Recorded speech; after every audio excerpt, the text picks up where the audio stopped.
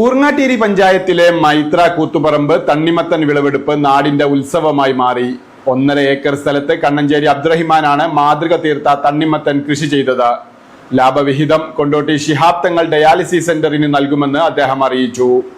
നാടിന് പരിചിതമല്ലാത്ത തണ്ണിമത്തൻ കൃഷിയാണ് തന്റെ സ്വന്തം സ്ഥലത്ത് ഇദ്ദേഹം 100 മേനി വിളയിച്ചെടുത്തത്. ചൂടുകാലത്ത് ഏറെ ആവശ്യമായ തണ്ണിമത്തൻ വിള നാടിന് തന്നെ ഉത്സവമായി മാറി. രാഷ്ട്രീയ വ്യവസായ പൊതുരംഗത്ത് സജീവമായ ഇദ്ദേഹം കാർഷിക രംഗത്ത് കൂടി സജീവമാണ്. രാവിലെയും ഒഴിവു സമയത്തും കൃഷിയിടത്തിലെ ജോലികളിലും വ്യാപൃതനായി ഇദ്ദേഹം ഉണ്ടാകും.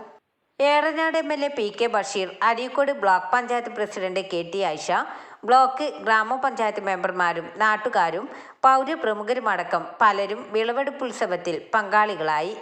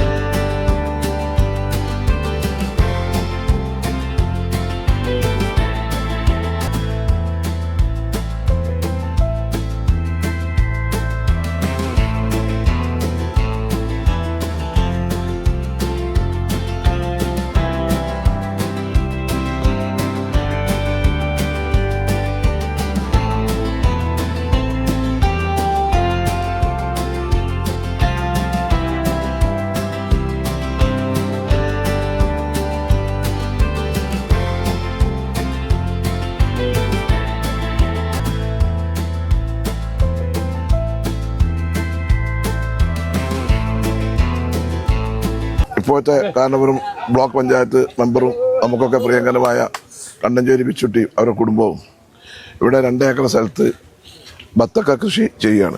കഴിഞ്ഞ 3 കൊല്ലമായി വളരെ നല്ല രീതിയിൽ വിളവെടുപ്പ് നടക്കുന്ന ഒരു കൃഷിയാണ് ഇവിടുത്തെ നമ്മുടെ ഈ ബത്തക്ക കൃഷി.